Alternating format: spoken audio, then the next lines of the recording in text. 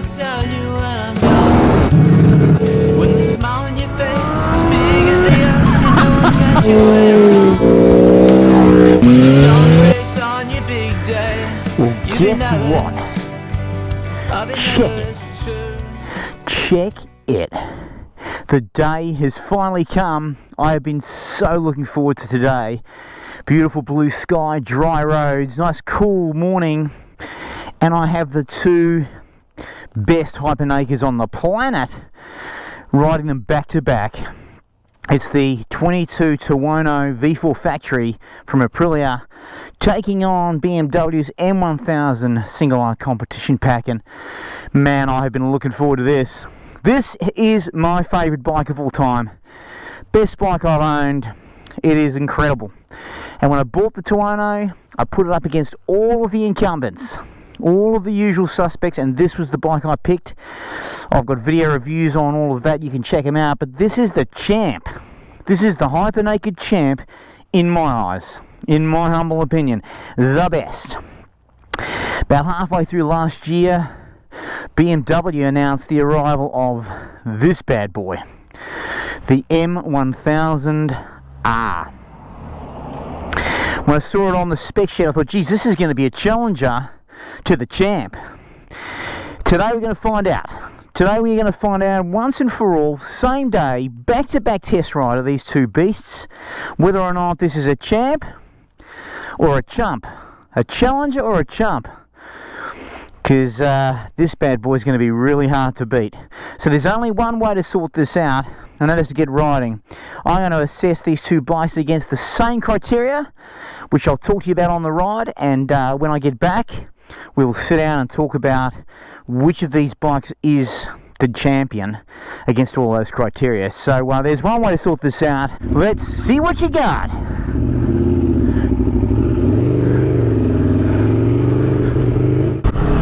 Okay, so let's check out the filler-up ability of the Tuono. For those of you who have watched my videos in the past, you will know this is a big deal to me. I do suffer from Bowser anxiety. The concept of filling up bloody shits me. So I want it to be easy and riskless. Let's check out the filler-up ability of the Tuono. Okay, you need the key. There we go, easy peasy. Jam her in and open wide throttle on the Bowser. Bump bump, piece of cake. Filler up ability is excellent on the Tuono, no anxiety. Okay, well, riding position on this Italian beast, the Tuono. I'm 6'4" and I'm sitting here beautifully flat footing, no problem at all. You know, if I was a short ass, I still could be okay. This riding position is absolutely perfect. Of all of the nakeds I've ridden, I reckon this could be the best. It is so relaxed, but still has just enough angle to give you enough sporty feel. You know you're on a sports bike. You've got enough angle in your legs and tuck to know you're on a sports bike. But I could ride this for hours without getting sore. I don't have to lean too far forward with my arms. I'd have to reach. You know, they've got a nice relaxed bend in them. I've got the 20mm bar risers on this bike. Now this is perfect, absolutely perfect. Really, really comfortable riding position. I can move around on the bike as well easily. The seat is comfortable. Yeah, I could literally ride this for hours, and I have ridden it for hours. It is a superb riding position. The controls on this bike are brilliant. The intuitive nature of all of this, it's so simple. It's so simple. There's only a few buttons. They act intuitively. The big feature from the control point of view on this bike is how easy it is to program on the fly. You know, I can make modifications on the fly. There's my ATC and my AWC. I can push a button on here and change that on the fly. There's buttons here for the traction control. It's so easy to change, and what that does, it makes this bike interactive. It's an incredibly enjoyable interactive machine. The indicator is in an intuitive place. The mirrors are brilliant. They do not vibrate at all. They're a bit fugly, but they do not vibrate. They're very usable. They're in a good position. The bike's good for lane filtering, not too wide. The bars are perfect width. They're not flat and straight like the Beamer. They've got a bend to them, but they really are in a perfect position. So the riding position is absolutely superb on this bike. Controls are excellent. Mirrors are excellent. And you know, the TFT. People say the BMW's got the best TFT in the business, and I understand why. I think I prefer this. It is a great TFT. You can get the information you need quickly. For someone who's going bloody blind as you get older, the letters and the writing are big enough that I can grab the info I need on the fly. And accessing the back menus is simple. So look, this bike, from an ergonomics and control accessibility point of view, is superb.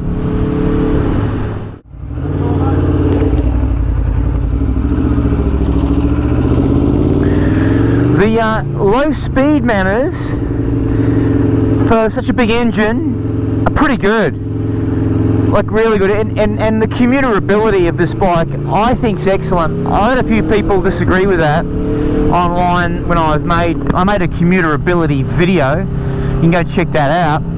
And I made the judgment that this bike was excellent as a commuter. A bunch of people disagreed. I think it is, and mainly because it's so much fun. You can have so much fun on it at low speeds commuting. But the big reason why people disagree with me, and I get it, is it overheats. Okay, it overheats. Yeah, it's got a pretty crappy turning circle. It overheats at the intersection and sometimes stalls. That problem's well documented on this bike. But overall, I still thought it was an excellent commuter, mainly because it's comfortable. You can lane filter easily in it. It's got plenty of road presence, and it's fun. So I liked it as a commuter bike. Let's talk about the quick shifter. At commute speeds and low speeds, it's pretty clunky. It's pretty clunky, I have to say. It's well, sometimes it surprises you, sometimes it does a nice silky smooth one, but mostly it doesn't. But at higher speed, it's pretty good. It's smooth. So yeah, they say in the manual you've got to be doing over whatever it is, certain RPM to get the best out of it. That is probably very true on this motorcycle. So look, it's great to have it. And it is smooth enough when you're moving. Downshifts, beautiful. That second to first, no problem. Yep, no, she's good. It's a good quick shifter without being excellent, and it's much better at high RPM. This bike makes a massive trade-off between agility and stability. It is a very stable feeling bike. It's very confidence inspiring in high speed situations, acceleration and braking because of its stability, but it is not as confidence inspiring in that initial turn into corners. It does feel slow compared to a lot of other bikes, actually, not just the BMW. Sounds great. Mid-corner, this thing is just so good. Once you pitch a line, it's so stable. Really, really great mid-corner feel. Well, guess what? Check it. Absolutely stunning. Here is the 2022 Aprilia Tuono V4 factory in all of its glory. Spectacular looking machine. This is the one bike that when I get on, I guarantee it will turn heads. I get comments, I get all sorts of involuntary body reactions from people who see this bike. It is absolutely magnificent. Brilliant from the side, great from the front. Pretty a big improvement over the previous bike from the front. I would have liked to see better mirrors and levers, which I can obviously fix easy enough to make it look even sharper. But what a stunning machine from both sides and from the rear. Absolutely glorious. I just love it. Red and black happen to be my favourite colours too. I love those red wheels, but just so good looking. Sparkling there in the sun. Let's hear her. What does she sound like? What does she sound like, team? Oh, hear that rumble of the Aprilia V4. Hear that rumble.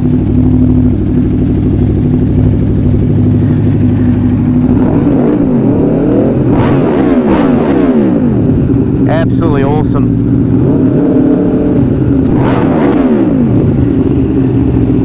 Really great. Let's hear the horn. What does the horn sound like? Oh, terrible. Sounds like something out of a cartoon. That's shocking.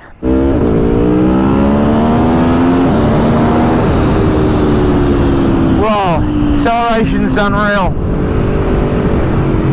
Wow, the heart's racing. The Tuono's got this beautiful, luscious torque curve down low that just gives you this instant on tap, and then she keeps pulling. Probably not quite as much high end, but beautiful. The electronics do intervene on this bike. They do. They do slow you down. You can feel them. I've got the traction control on 3, so I can turn that down. I've got wheelie control on 1. But yeah, you do feel the impact of the electronics, that's for sure. The braking, good braking, very good braking, but nowhere near as much brake feel as I would like. I want a bike with this much horsepower to have very razor sharp brakes. These are good without being amazing, but they just need more feel, they need more bite. The engine in this is absolutely exquisite. It is a wonderful engine. It is so responsive. It sounds great. It's so responsive.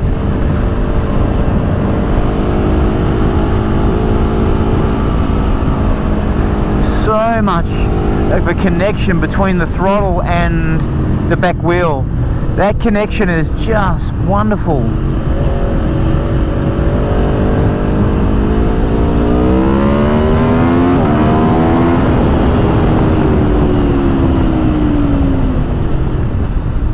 Yeah, great acceleration, great braking. Wow. What a bike, what a machine. It is just glorious. The electronics on this bike are very good. I mean, this is a really torquey, low-down torque monster, so you want good electronics on it. Just sometimes they are too good. Sometimes you do feel the intervention, particularly when you are wide open throttle, low speed, that front wheel starts wanting to lift. You get this clear intervention that actually does take away from the experience. So of course the better riders just turn off wheelie control and that goes away, but I like wheelie control, especially on a bike like this. Okay, it's flyby time. Which of the bikes looks better in the movie flyby scene? You know what I mean? The flyby.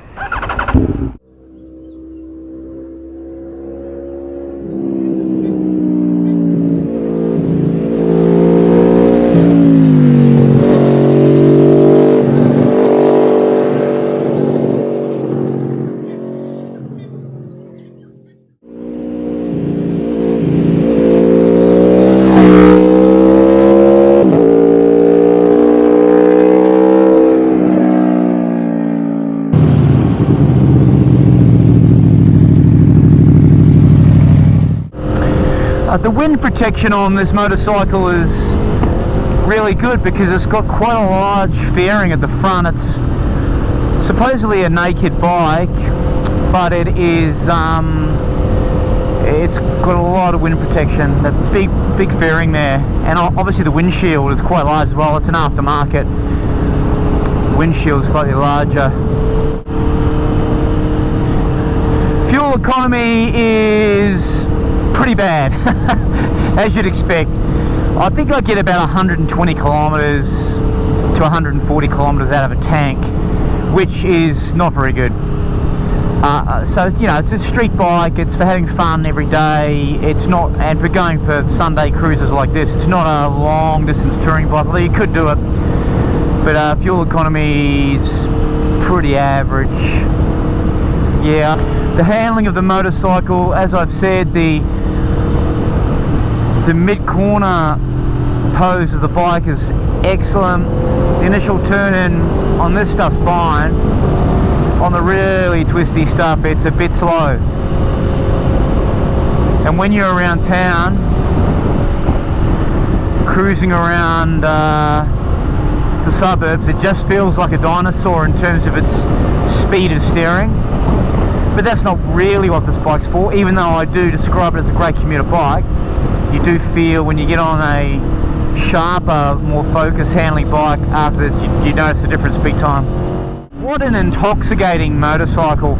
It is such a brilliant design, and they've gone for stability and torque over agility. So if you don't care so much about agility and lightning speed turns, switching directions, geez, this bike's hard to beat. It's absolutely awesome. And the fact that you don't have to jam it down into second or third, you just use the torque. Oh, I love that. What a bike. And the sound, it's just outrageously good. I've got a full review of this bike. I've got a couple of reviews, a commuter review and a full review, quite a long video you can go back and look at. Today this is just the comparison with the MR, which it's a back-to-back comparison with the MR. And so I'm just looking at the obvious differences between the bikes. For someone who's going to go test ride these two bikes, what sort of experience are you going to have? I'm kind of saving you the test ride, really. This thing blows flames out the exhaust.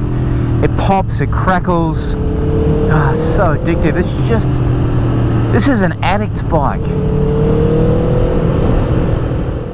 The tyres are the Super Corsa SPs, Diablos. They are really great tyres. They feel great in all conditions on this machine. So forget the spec sheet. How does this bike make you feel? It makes you feel like a superhero. That's how it makes you feel. From the throttle response to the grip of the tyres to the sound of the exhaust, the look.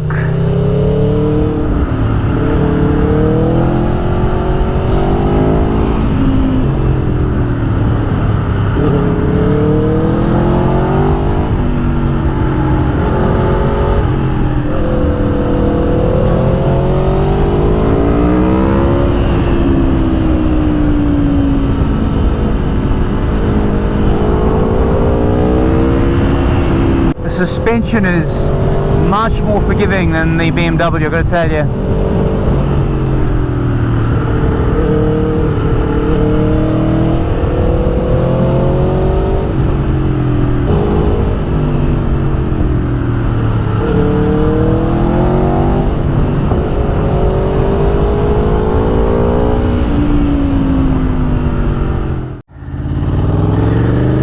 Look, what makes this bike so good to ride through any fast-flowing or twisty road is the engine and the throttle response. It is just so good. You can stay in a high gear, you can short shift, you can use the torque. Mid-corner, like corner entry, tipping in, you've just got to wrestle it. You've got to be prepared to wrestle it. So long as you're prepared to wrestle the bike, you will get maximum enjoyment out of this. You don't jump on it, or jump off it I should say, and say, oh my god, this is really easy to ride. You don't. You get off and you go, wow, that was exhilarating.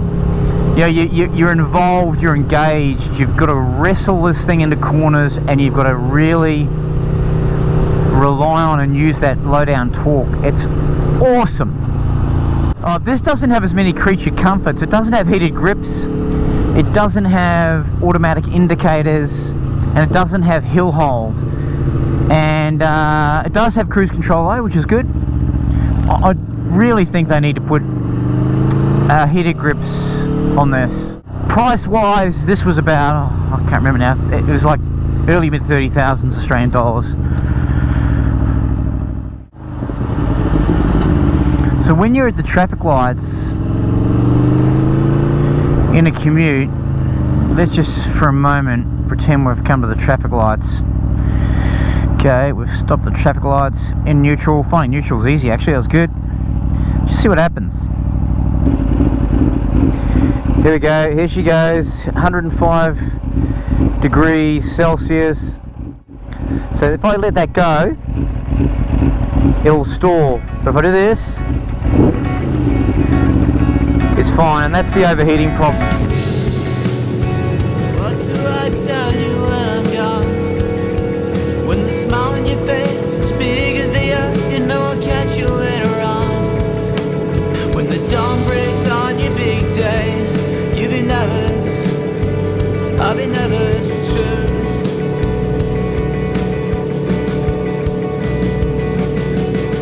When you look into the mirror smiling back at you, I watch you with your own blue eyes, we are one who knew. Come a day when you really need to be afraid, I will find you, it's true, I am with you. Car pretty close to my backside there. I think he's showing an interest in my camera, which is currently poking on a stick out of my bum. Well, not out of my bum, from under my bottom on the seat. On my invisible selfie stick. Smooth as butter. Which I had a great, considerable dose of on my sourdough toast this morning with Vegemite. It was magnificent. Right. Time to jump straight on the MR now, back to back, world exclusive. The Aprilia Tuono takes on the BMW M1000R. Stay tuned. Woo! What a ride! What a ride! Oh, what a bike! That is something else. Oh wow, that is something else. BMW's got its work cut out for it, that is for sure. If it's going to dethrone the champ, as I said, it's back to back, which means there's only one thing to do, and that is to get this party started.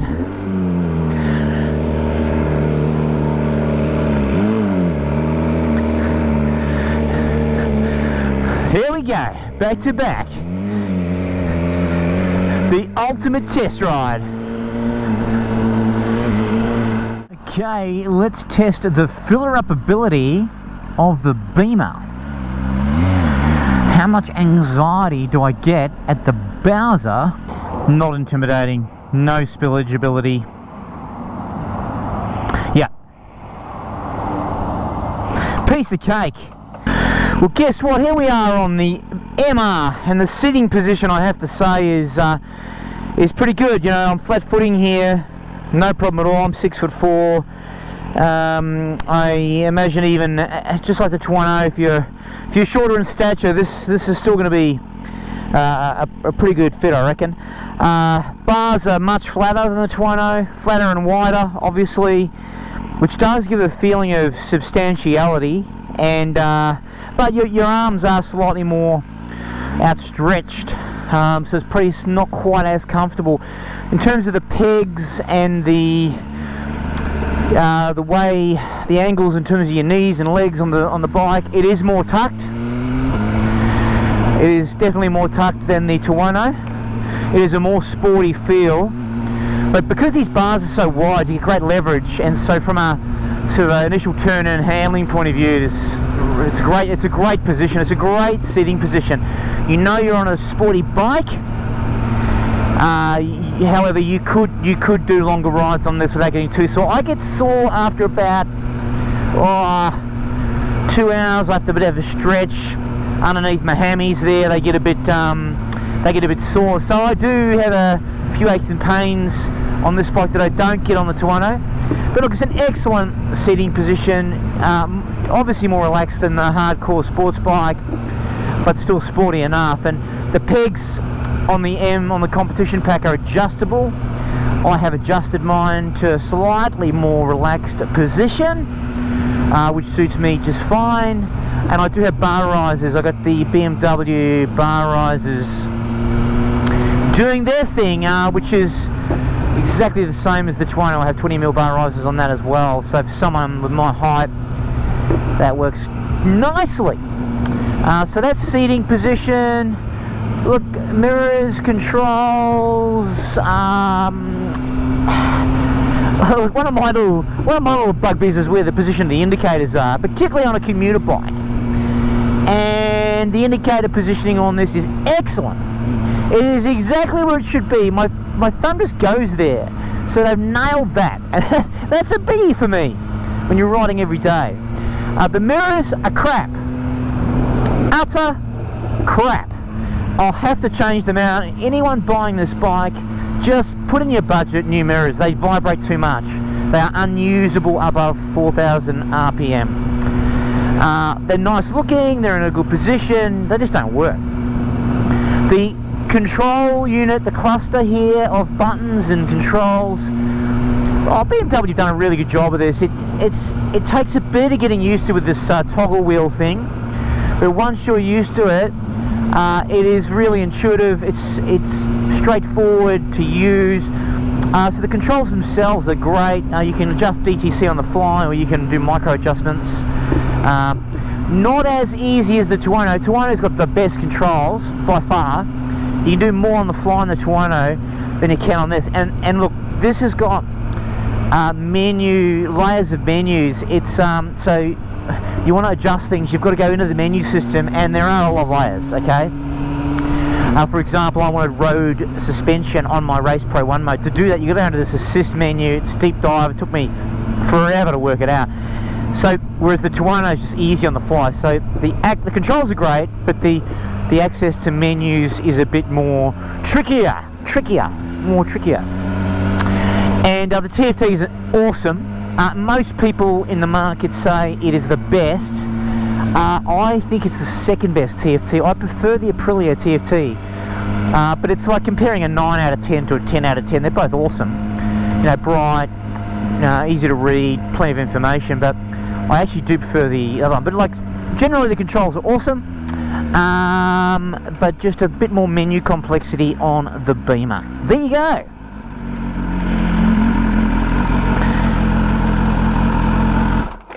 Hello. Good, how are you?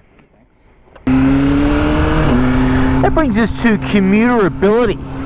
I have a full video on this bike as a commuter bike, as I do the Tuono, and look, this is an excellent commuter bike.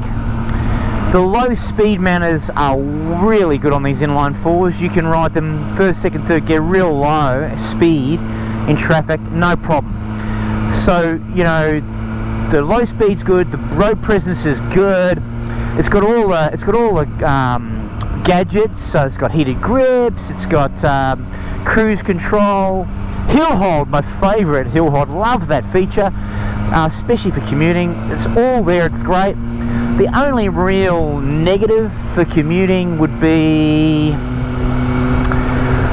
the width of these bars. Do sometimes give you the impression that the bike is wider than perhaps it actually is. So from a lane filtering point of view, not quite as confident on this as I am the Tuono, which look, I mean, it's probably more mind over matter and me getting used to it. I still lane filter heaps on this, but it's not as easy if we're splitting hairs, which we are in this back-to-back Tuono MR review, we are splitting hairs, it's the whole point, then you know, from a lane filtering point of view, this is probably second. But for overall commutability, this is amazing. And look, you know, my philosophy on commuting is you've got to be able to have fun at any speed. And you can have plenty of fun on this bike at any speed because the throttle responsiveness on the MR is so good. It's so good down low. You can really have great fun on it. Anywhere, anytime. Even if you're stuck in a long commute, you can tweak that throttle and get a bit of a thrill here and there. And the handling is so good. It's so good that you can just have a ball on it. Even at low speed, you know, the corkscrew coming onto the harbour bridge on the way home is one of my highlights. Like, it's just a great commuter bike. It really is. So, top-notch commuter. If you want to ride this every day, it's a wicked commuter bike.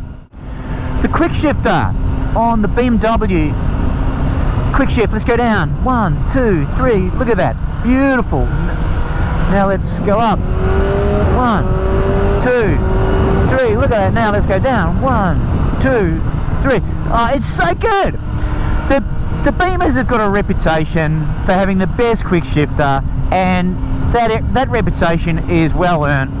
It is so good. It is fast. It is smooth, and look, noticeably at low commuter speeds, when you're just cruising around, you know, even in peak hour traffic, you can use the quick shifter down low, and it's fine. Occasionally you'll get a clunk.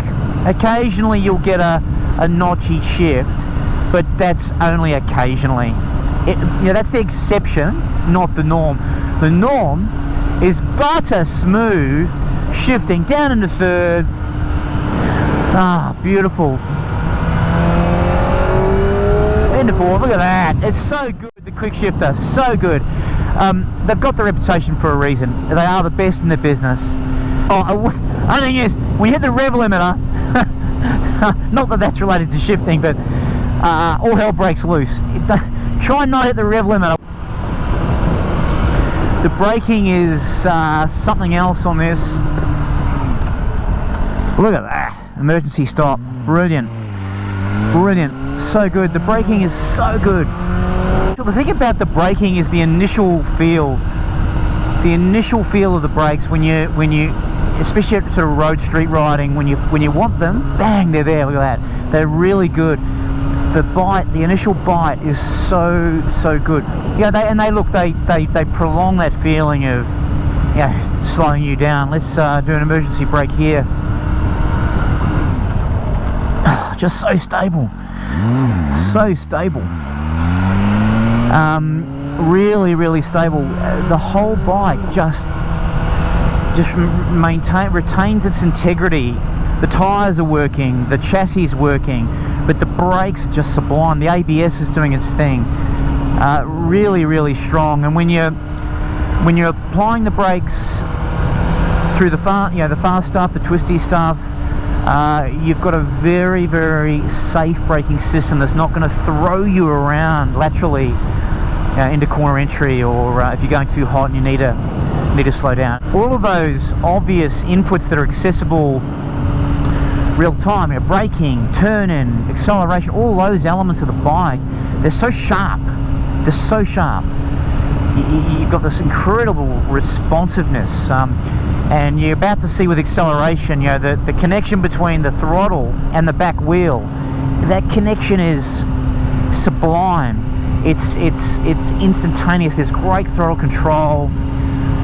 It's almost like what's that word? You know, it's telepathic. Is the word. It kind of knows what you want to do and just does it. It's that instant, the response.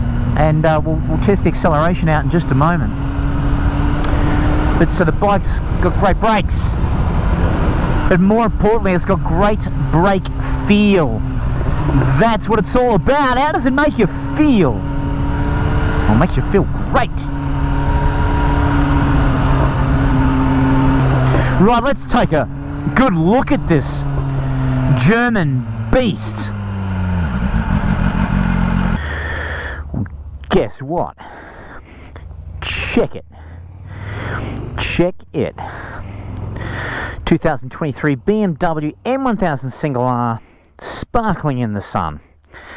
Carbon everywhere. SC Projects exhaust just sets it off beautifully in that carbon. Looks great. Carbon wheels. The Bridgestone tyres, which by the way are pretty good in the dry conditions. When it gets wet, you do notice a little lack of grip on those Battle Axe tyres, so I might change them out. But it's a glorious looking machine. To me, it's Star Wars, you know, it's Darth Vader, but it's got a modern version. That's what Darth Vader should look like. If you were going to make a modern Darth Vader, that's what Darth Vader would look like. Awesome from the front. The wings make it look substantial. The bars the same. The black everywhere. Even the black suspension air forks. I reckon they look great. Just a spectacular, menacing look about this motorcycle. You know, when you see it, you know it's different. You know it's premium. Love the billet set and the levers. Just, you know, there's not a whole lot of stuff aesthetically you do, other than, you know, maybe a sergeant's seat. That looks cool with the red accent. But aesthetically, an incredible looking machine, really is. And what does she sound like? Here we go. Here we go. You see Projects.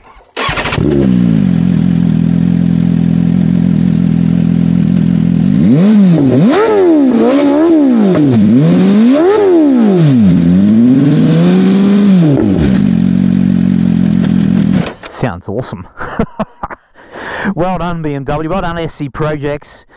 And I've maintained all of the you know, emissions gear there too. I like that setup. Good. I don't want to put headers on it. I don't want it to be too loud. That's perfect. You don't get that drone either. But great looking machine. Aesthetically, you can decide what you prefer. But that's the BMW 1000 Darth Vader single R.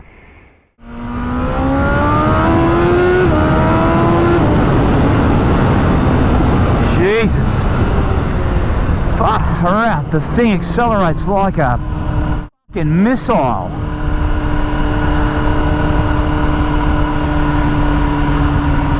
Oh, holy cow. Oh, Jesus. Oh, that's different.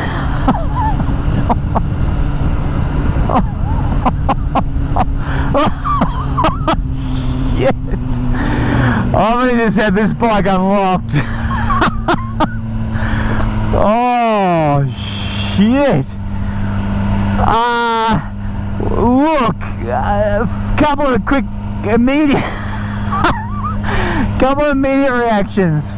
Firstly, that's more stable than I thought it was going to be.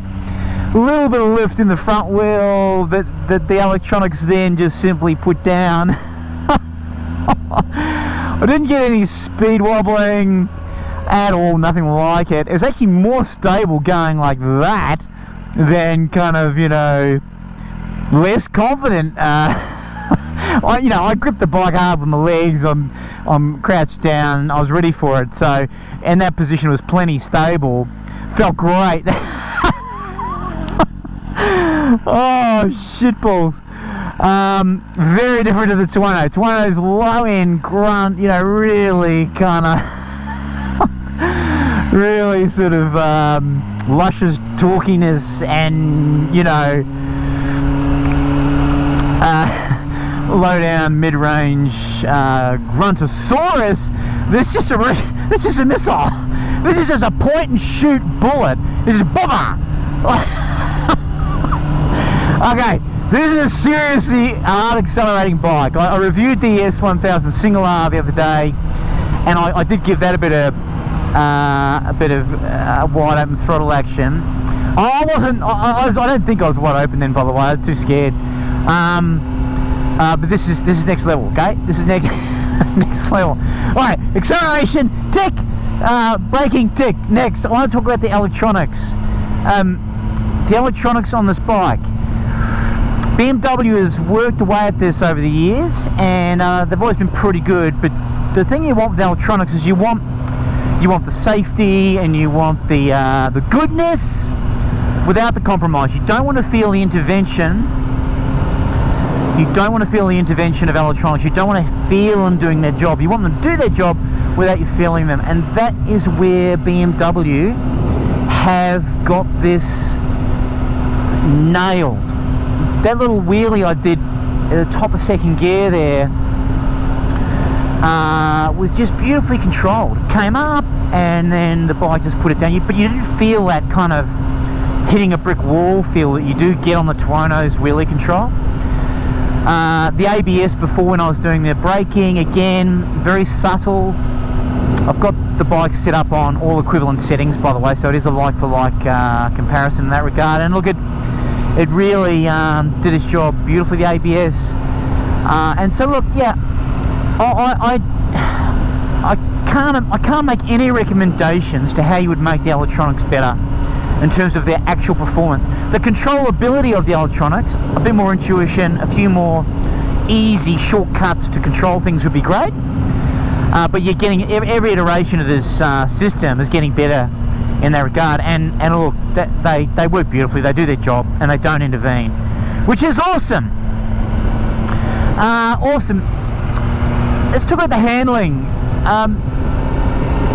The bike feels, the trade-off that's being made, I think, in the design of this particular model is on the scale of agility at one end, stability at the other. Where does this bike sit in that continuum is the question. And I think it sits towards the agility end of the continuum, quite a long way forward to the left, okay? The Tuono up the other end to the right. Tuono is stable but not agile. This is agile but not as stable. Although that said, as I'm getting more confidence on this bike and I'm learning how it responds, stability can be achieved, as I saw just there, both in braking and acceleration. So look, it's probably not as far to the left as I think, but agility wise, the thing's awesome. I've got the Bi-Turbo steering damper turned on 12 clicks out of 15, so that's slowing the steering down quite a bit on this bike. It still feels so light, so agile, so flickable. It is awesome. It's just an awesome bit of kit. It really is. So the handling, the thing about handling, for me, I want that turn in response. I want that initial turn a bit earlier there, but you know, I want that turn, and these are longer corners. We'll do some twistier stuff in a minute, but I do want that initial bite with braking, acceleration, and with turn, and this has got it. Mid-corner stability, probably not as good, because by definition, if it's agile and it responds well to your inputs, if you're in the middle of a corner and you make little inputs, you get a response. So it doesn't glue itself mid-corner and lock its line like the Tuono does, but it's ready for you to change your line, and it's ready for you to make whatever adjustments you need. That takes practice, that takes skill, that takes getting to know the bike. And as I get to know the bike more, I'm learning to enjoy that element of it more.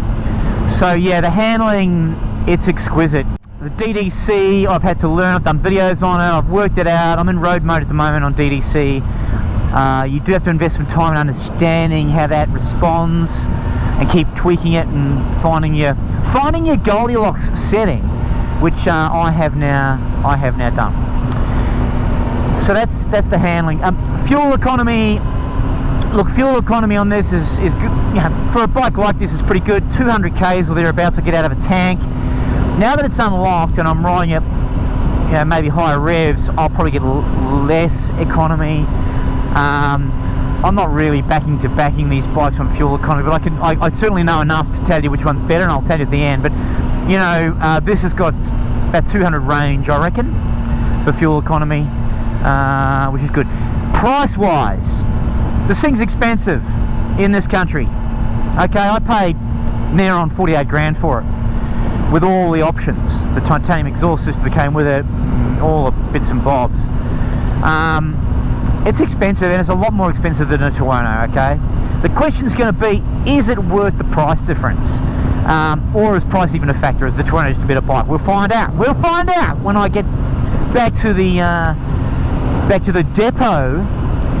The engine, the shift cam engine they've put in this bike, it's a ripper, but combined with the different gearing, it's made all the difference. It has made all the difference. This bike does not feel like the RR, nor does it feel like the S1000R. It feels like its own thing. It's got that balls out hooligan nature to it that BMW so badly needed in one of its flagship bikes. It's got it in this. It really has. It is a fun bike to ride. It is engaging. The Tuono, as we saw earlier, is amazingly engaging. And you know, in the past, my view has been Tuono's been the best bike. Well, at the conclusion of this video, we'll see if that's still the case. One of the reasons the Tuono was the best was so engaging. All the other bikes were too far behind. This is closing the gap. Big time. Big time. It is really engaging.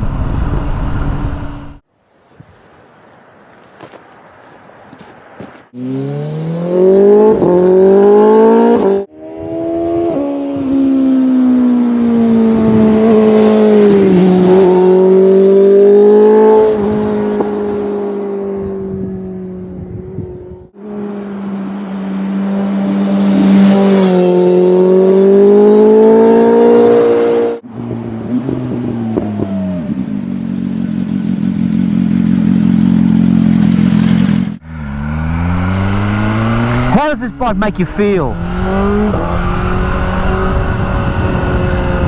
Well, it makes you feel amazing. It makes you feel like a MotoGP rider. It's incredible.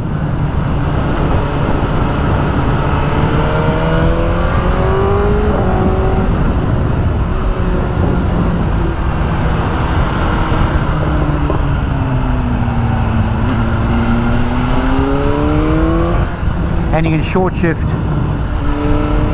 in this bike just like you can on the Tuono.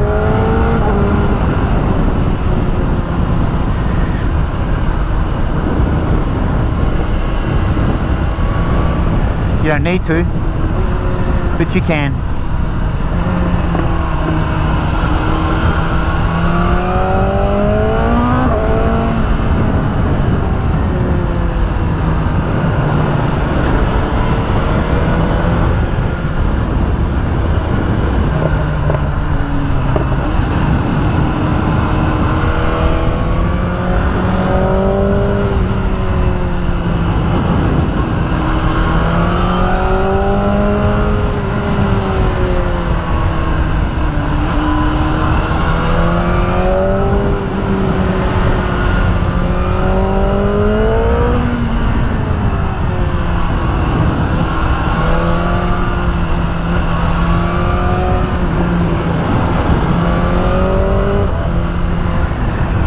Yeah, it makes you feel incredible. You know, spirited riding without going too crazy fast there, really easy.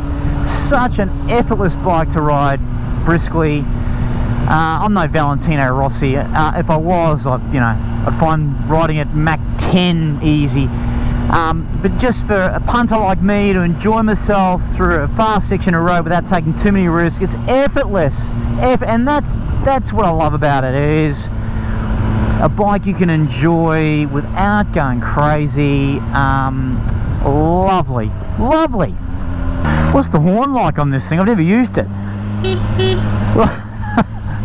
do they do that? Why do they put such crap horns in these beasts? The only thing I haven't really covered is wind protection. Oh, I need to do engine braking too. Wind protection is actually surprisingly good. I thought this would be terrible. That little carbon wind protector there does quite a good job. I've got wind hitting my chest, feel that. but no buffeting at all, none. Look, the other element I did not cover this morning on the Tuono was engine braking. And look, the Tuono's engine braking's good. I've got it for road set up with its maximum engine braking, as I have with this, so it's a like for like. And the engine braking on this is exactly how I would want engine braking to be. On a road ride, I want engine braking to be there. I want to feel the impact of engine braking without it being crazy obtrusive like the Honda Africa Twin. That thing, man, the engine braking ruined that bike for road use. That was more of an off-road application, I think, that bike.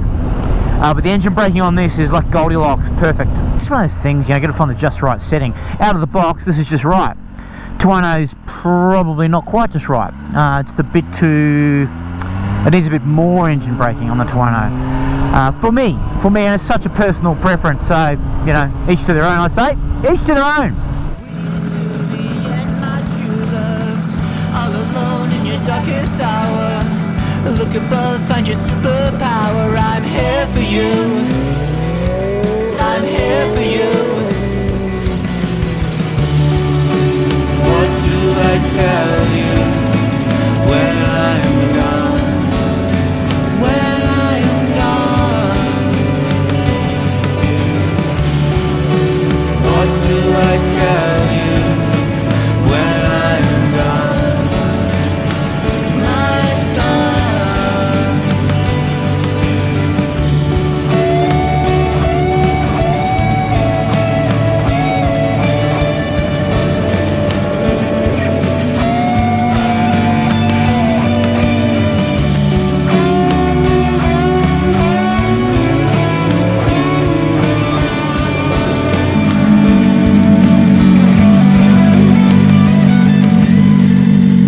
That's a wrap. What a great day I've had on these two incredible bikes. So back to back, Tuono v BMW. Firstly, seating, riding position. Look, it was close, but really the Tuono's got it. It is a more comfortable but still very sporty riding position. So it's got it by a whisker over what is a very good riding position, but this one I do get sore on after a couple of hours. This one I don't. So look, Tuono's got it there. Controls, indicators, mirrors. Look, again, Tuono wins. It's got such intuitive controls, and the great standout feature is that you can actually control the bike and change things on the fly much more easily on this motorcycle than you can here. Look, still very good, but again, you know, this is the two best bikes going around, so it's going to be close. It is, but Tuono's got it. Commuterability. Look, I still think the Tuono is a very good commuter bike, but BMW is better. It's better because it's smoother, it's more agile, and this overheats. The Tuono, unfortunately, in the commuterability stakes, it is hindered big time by the fact that it overheats. So commuterability is with the BMW. Filler up ability, they're both perfect. Can't split them, it's a point each. Shifting, quick shifter. Oh, look, no contest, hands down, BMW's got the best quick shifter in the business by a country mile. Significantly better than the Tuono. Tuono's still good, perfectly acceptable, but this is the best. Horn, well, it's basically anything but a clash of the titans for horn. Here we go. Oh, hang on. That is pathetic. That is pathetic. And we've got, oh, well look, it's actually pathetic too, but it's less pathetic. So even on the horn stakes, BMW's got it. Acceleration. Look, these are both brutal bikes, but very different character with acceleration. This gives you luscious low-down and mid-range torque. This gives you a great mid-range and high-end. Look, this is the harder accelerating bike. Look, you know, get good riders on, do standing quarter miles, what you like. In terms of how does it feel to an everyday rider, this is a missile. It is a very hard accelerating bike, and it gives you the giggles big time, as you would have seen in my video. So acceleration, BMW. Braking, this surprised me actually. Lacks a bit of brake feel, but the performance of the braking is very good. very good. So is this, and this has got better brake feel, so it's closer than I thought it would be. Around the slow stuff around here, this is definitely way better. When you're doing aggressive braking, it's closer, but again, braking is with the Beamer. The flyby, aesthetics, which bike looks the best? Well, you decide. Look, they're both awesome. This is a real head turner. I prefer the sinister dark Darth Vader look myself, but it is very subjective, so that's over to you. Electronics, both very, very good. The main difference being, though, you feel the electronics working on this bike. You don't feel them working on this bike, so I give electronics to the BMW. Wind protection, Tuono wins. Look at the steering, screen, all this, whereas this is more of a traditional naked here. So Tuono's got much better wind protection and probably a better bike on highway stretches. Handling, very different. Stable over here, agile over here. You decide what you want out of a bike. For me, I want agile. I want to be able to tip into a corner and feel more controllability. BMW is a very agile bike, and its handling is outstanding. Best handling bike I've ever ridden by a long, long way. So BMW for handling. Engine, you can't go past this engine. The Tuono V4, it's still the best. It is incredible the way it sounds, the way it responds. It is something else. It is not showing its age at all, that engine. It is glorious. This, though, is closing the gap. This shift cam with the gearing, really, really good. I mean, this is a 9 out of 10. That's a 10. So Tuono for engine. Fuel economy, no contest. BMW is more fuel efficient. Simple as that. Price, no contest. This is cheaper than this by some distance, okay, in this country. So Tuono gets price. Sound, look, you can't beat the sound of the Tuono. You just can't. Now, the SC Projects exhaust on here makes a big difference. This sounds good. And with the header, probably even better. I like it like it is. But sound, Tuono wins. So, look, what's my conclusion? My conclusion is this. This bike is a wonderful machine and is the champ. This has got this incredible interactivity. When you ride this bike and you get off, you feel like you've been on something special. You've had a great experience.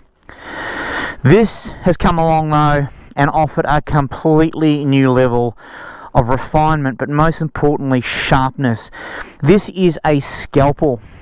The way it responds to every input, it's next level. It is so incredible to ride. And because BMW, they so badly needed a bike with character, real character, and that hooligan nature, and man, they've done it. They've done it.